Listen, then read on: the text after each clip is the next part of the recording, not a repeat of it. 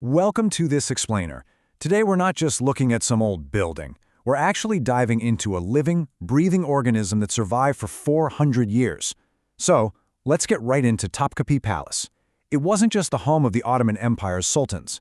I mean, imagine the White House, the Pentagon, and an Ivy League university all rolled up into one massive, sprawling complex. That's what we're talking about today. 700,000 square meters. Just let that immense scale sink in for a second. This huge complex didn't just pop up overnight either. It actually began taking shape way back in 1460 under Fatih Sultan Mehmed, right after he conquered Constantinople in 1453. It is a massive, enduring footprint of history. Now, think about your classic Western European palace. You're probably picturing this massive, rigid, single-block monolithic structure, right? Like a giant stone cube. Well, Topkapi is the exact opposite. Ottoman modular design meant the palace grew organically. It spread outwards and inwards based entirely on pure need. And the result? A beautiful, sprawling network of courtyards, distinct pavilions, and lush gardens. It's really something else. So, here's our map for today's journey. First, the public face. Second, the state machinery. Third, the inner sanctum. Fourth, gardens and secrets. And finally, legacy. Since it was built over several centuries, Topkapi wasn't just the vision of one single person. Its timeline beautifully illustrates its evolution. The very first core was established by Atik Sinan during the Fatih era. Then, during the golden age of Kanuni Sultan Suleiman, the legendary Mimar Sinan stepped in. He masterfully redesigned the massive kitchens, expanded the haram, and perfected the water systems. Later eras saw masters like Davud Agha, Mehmed Agha, and even Sarkis Balyan adding their own touches, shaping the palace to meet changing aesthetic and practical needs over time. Section 1. The public face, crossing the imperial boundary. Now, these three gates map out a very strict Ottoman hierarchy of entry. The gates of power were literal checkpoints. You started the Bab Humayun, the public imperial gate facing Hagia Sophia, adorned with the Sultan's tugra. Then you reached the Babu Salam, leading into state administration. Finally, the Babu Saadeh, the absolute threshold to the Sultan's private domain. With every single gate you pass, the circle of allowed visitors shrinks dramatically. It's essentially an architectural funnel of power.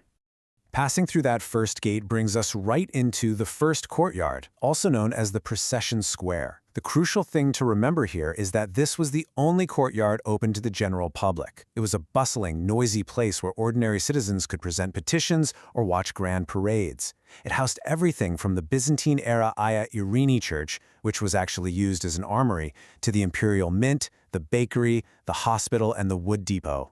It was an accessible, self-sustaining city's outer shell. Section 2. The state machinery, where the empire was governed. All right, to get into the second courtyard, you've got to pass the Babu Salam, the gate of salutation. Notice those intimidating, fortress-like towers. But what's absolutely fascinating is the rule attached to this specific gate.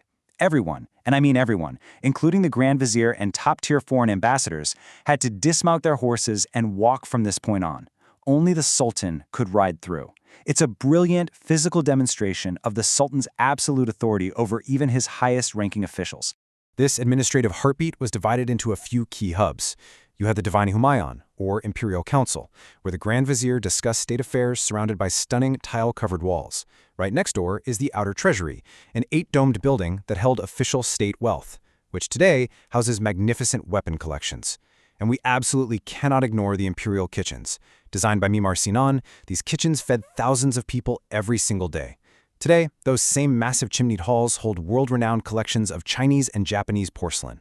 But honestly, my absolute favorite detail of the second courtyard is the Tower of Justice.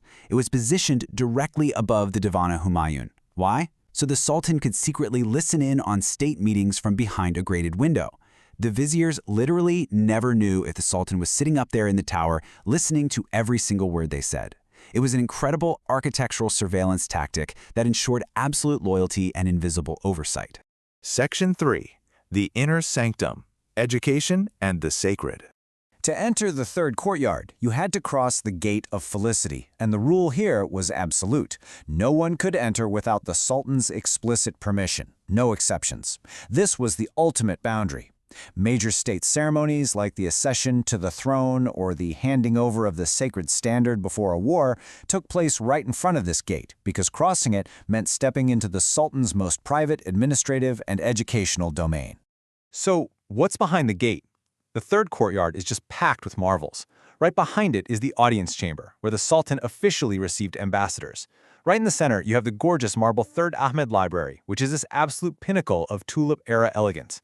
It was also the home of the Enderun School, a highly elite academy where the brightest minds were trained to be future bureaucrats. Add to that the inner treasury, holding unimaginable wealth like the famed Spoonmaker's Diamond, and finally, the most sacred spot of all, The holy relics, or Mukaddes Emanetlar.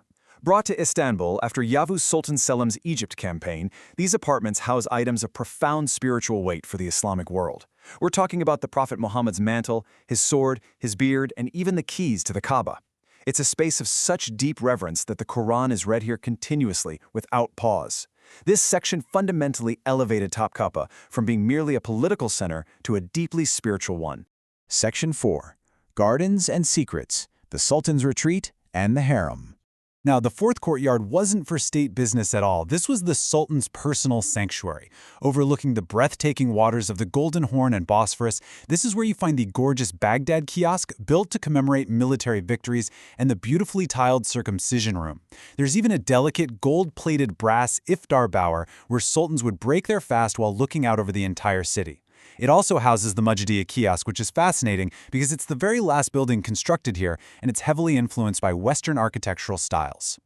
But before we move to the harem, we just have to slow down for a second and appreciate the sheer sensory overload of the craftsmanship here. It's all about the fine, artistic details. Imagine 16th and 17th century Iznik tiles in striking coral red and cobalt blue covering the walls.